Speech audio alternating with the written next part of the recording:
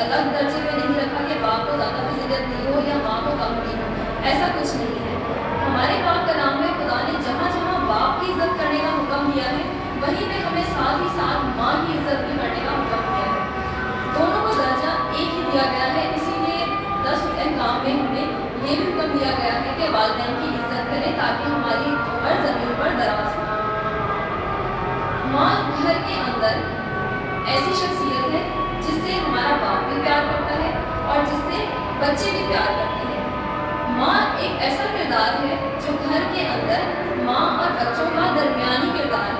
ان دونوں کے بیچ ماں ایک پل کا کام کرتی ہے جو باپ کو بچوں سے جوڑے رکھتی ہے۔ یہی ہم دیکھتے ہیں کہ اگر ماں جو ہے وہ اچھی ہے، وہ پیار محبت سے پورے گھرانے کو جوڑ سکتی ہے اور ایک بنا کر رکھتی ہے۔ جہاں خدا کسی شخص کو کوئی رسپانسبلٹی دیتا ہے تو وہاں جہاں ایک مقام بخشتا ہے، جس طرح ماں کو خدا نے مقام بخشا ہے تو اسی طرح ساتھ ساتھ خدا رسپانسبلٹیز بھی ہمیں مہیا کرتا ہے۔ لیکن اگر ہم دیکھتے ہیں کہ ماں جو ہے ایک درمیانی ہے باپ اور بچوں کے بیچ میں، لیکن اگر ماں جو ہے وہ درمیانی نہ رہے بلکہ وہ طرفدار ہو جائے تو پورا خاندان جو ہے وہ بکھر کر رہ جاتا ہے۔ اس کی ہم مثال دیکھتے ہیں ربقہ اسحاق کی بیوی، جس کے بارے میں بہت سی ہم تعریفیں پڑھتے ہیں۔ جب ابراہیم کا نوکر جاتا ہے اس کو اسحاق کے لیے پسند کرنے، تو ہم بہت تعریف سنتے ہیں کہ ربقہ جو ہے وہ بہت ہی صاحب تمیز تھی اور بہت اچھی خاتون ہے۔ لیکن ہم جب پیدائش کے 27 باب میں جا کر پڑھتے ہیں تو ہمیں معلوم چلتا ہے کہ ربقہ جو ہے وہ ایک طرفدار ماں کا کردار رکھتی ہے۔ وہ اپنے بیٹے یعقوب جو کہ اس کا چھوٹا بیٹا تھا اس کی طرفدار ہے۔ اس کی طرفداری کی وجہ سے ہم سب جانتے ہیں کہ اس نے ایک پلان بنایا کہ جو برکت اسحاق جو ہے وہ یعقوب کو دینا چاہتا تھا، وہ برکت اس نے ایک پلان بنایا کہ وہ یعقوب کو مل جائے۔ جو عیسو کو دینا چاہتا تھا وہ اس نے پلان بنایا کہ وہ یعقوب کو مل جائے، اور اسی وجہ سے ہم دیکھتے ہیں کہ وہ کس طرح سے پورا ایک دھوکہ دے کر ماں اور بیٹا دونوں مل کر اپنے باپ سے دھوکہ کر کے وہ برکت ساری لے جاتا ہے۔ اور جب عیسو آتا ہے تو وہ بہت ہی دکھ میں ہے کہ مجھے بھی برکت دے، مجھے بھی برکت دے، لیکن اس کے پیچھے پورا پلان آؤٹ جو ہے وہ ماں نے کیا ہے کیونکہ وہ اپنے چھوٹے بیٹے کی طرفدار تھی۔ اور اسی طرح جو عیسو ہے وہ اپنے بھائی کی جان کا دشمن بن جاتا ہے۔ تو ہم یہاں دیکھتے ہیں، اور پھر اس کے بعد جو ہے وہ کیونکہ جان کا دشمن ہو جاتا ہے تو ربقہ کوشش کرتی ہے کہ اس کو اس کے ماموں کی ہاں بھیج دیتی ہے یعقوب کو۔ اگر ماں طرفدار ہو گئی تو ہم نے دیکھا کہ کس طرح سے پورا خاندان بکھر کر رہ گیا۔ باپ کی نظر میں یعقوب برا بنا، عیسو کی نظر میں یعقوب برا بنا، اور اس کے علاوہ ان کا خاندان وہ جو ایک رہنے والا خاندان تھا وہ ایک نہیں رہا بلکہ وہ پورا بکھر کر رہ گیا، وہ ایک دوسرے کے دشمن بن گئے دونوں بھائی۔ آج ہم سب کے لیے، سب ماؤں کے لیے ایک بہت بڑا سبق ہے کہ ہم اپنے گھر میں اگر چاہتے ہیں کہ محبت سے جڑا رہے ہمارا خاندان، تو یہ ماں کی رسپانسبلٹی ہے کہ وہ طرفداری نہ کرے اور بچوں کا غلط بات میں ساتھ نہ دے۔ وہ اپنے بچوں کو ایک رکھ سکتی ہے اگر وہ طرفدار مانا ہو، اگر وہ سب بچوں کے بیچ میں اور ان کے بیچ میں بیلنس رکھے، ان سب کو ایکول پیار کرے۔ کلام ہمیں جگہ جگہ سکھاتا ہے کہ اپنی ماں کی تعلیم کو نہ چھوڑو۔ انسان 6 باب اس کی 20 آیت میں لکھا ہے کہ اپنی ماں کی تعلیم کو نہ چھوڑو۔ اس کے علاوہ اگر ہم سب کلام کھولیں، انسان پہلا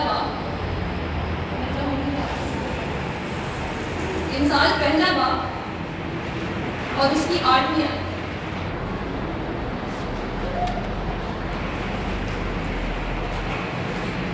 آیت، میرے بیٹے اپنے باپ کی تربیت پر کام لگا اور اپنی ماں کی تعلیم کو ترک نہ کر، کیونکہ وہ تیرے سر کے لیے زینت کا صحرا اور تیرے گلے کے لیے طوق ہوگی۔ یہاں پہ ہمارا دیکھتے ہیں کہ باپ کا جہاں ذکر کیا گیا ہے کہ اس کی تربیت پر کان لگائیے، اولاد کے لیے پورا نصیحت کی گئی ہے کہ اپنے باپ کی تربیت پر کان لگاؤ، اور ساتھ ہی ساتھ یہ بتایا گیا ہے کہ ماں کی تعلیم کو ترک نہ کرے، کیونکہ یہ تیرے لیے سر کے لیے زینت کا صحرا، جس طرح سے ہمارے لیے صحرا اور ہمارے گلے میں جو نیکلس ہوتا ہے وہ ہماری اپیئرنس کو امپروو کرتے ہیں، تو اسی طرح یہ دو چیزیں جو ہماری باپ کی تربیت ہے اور ماں کی تعلیم ہے، یہ ہماری اپیئرنس کو امپروو کرتے ہیں، ہمارے کریکٹر کو بلڈ کرتے ہیں۔ جہاں اولاد کو بار بار کہا گیا کہ ماں کی تعلیم کو ترک نہ کریں، ہم انسان میں جگہ جگہ اس آیت کو پڑھتے ہیں، تو اسی طرح آخر یہ ماں کی تعلیم ہونی کیسی چاہیے، مطلب کیا ہے اس میں کہ بچے مرتے دم تک اس تعلیم کو اپنے ساتھ رکھیں۔ اس کے لیے میں چاہوں گی کہ ہم سب نکالیں امثال 31 باب، امثال 31 باب اور اس کی 26 آیت۔ اس کے منہ سے حکمت کی باتیں نکلتی ہیں اور اس کی زبان پر شفقت کی تعلیم ہے، وہ اپنے گھرانے پر بخوبی نگاہ رکھتی ہے۔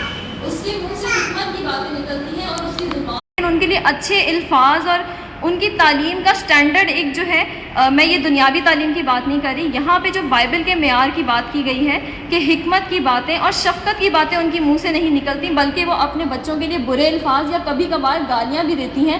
تو ہمیں اپنے آپ کو آج دیکھنا ہے، جتنی بھی یہاں مائیں بیٹھی ہیں، کہ ہم کیا اپنے بچوں کے ساتھ جب بات کرتے ہیں یا ان کو تعلیم دیتے ہیں تو کیا ہماری باتوں میں شفقت ہوتی ہے، کیا ہماری باتوں میں حکمت موجود ہے۔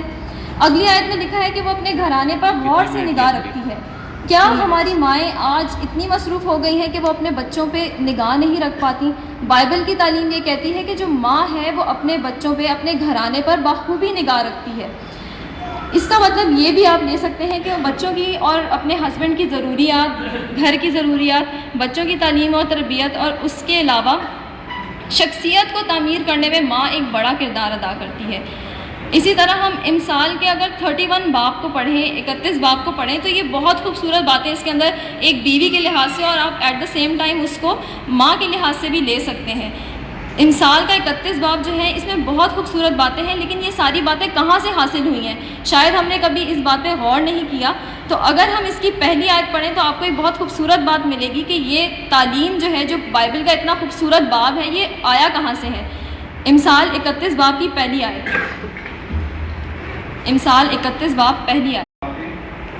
جو اس کی ماں نے اسے سکھائی۔ جی، یہ ایک بادشاہ کی باتیں ہیں، لیکن یہ اس کو سکھائی کس نے؟ اتنی خوبصورت بات ہے کہ یہ باتیں اس نے اس وقت قلم بند کی ہیں جو اس کی ماں نے اس کو سکھائی تھی۔ اگر آپ گھر جا کے اس باب کو پڑھیں، 31 باب کو، تو یہ اتنا خوبصورت باب ہے کہ یہ ایک ماں کے اور ایک عورت کے لحاظ سے پوری ایک سٹینڈرڈ بتایا گیا ہے کہ بائبل کا سٹینڈرڈ کیا کہتا ہے۔ تو یہ وہ باتیں ہیں جو اس کی ماں نے اس کو سکھائی ہیں۔ دیکھیں کتنی خوبصورت باتیں اس کی ماں نے اسے سکھائی ہیں جو آج تک اس کو یاد تھیں کہ اس نے اس کو قلم بند کروایا۔ اگر ماں بائبل کے سٹینڈرڈ کے مطابق عمل کرتی ہے تو پھر ہم دیکھتے ہیں کہ پھر کیا ہوتا ہے۔ امثال کا ہی اگر ہم 31 باب اس کی 28 اور 29 آیت پڑھیں گے، اسی باب کی 28 اور 29 آیت، کہ اگر ماں بائبل کے سٹینڈرڈ کے مطابق عمل کرتی ہے تو پھر اس کا نتیجہ کیا نکلتا ہے؟ اس کے بیٹے اٹھتے ہیں اور اسے پکارے کرتے ہیں، اس کا شوہر بھی اس کی تعریف کرتا ہے کہ بیٹوں نے فضیلت دکھائی، بیٹیوں نے، لیکن تو سب پر شفقت دے گئی۔ Thank you. اس کے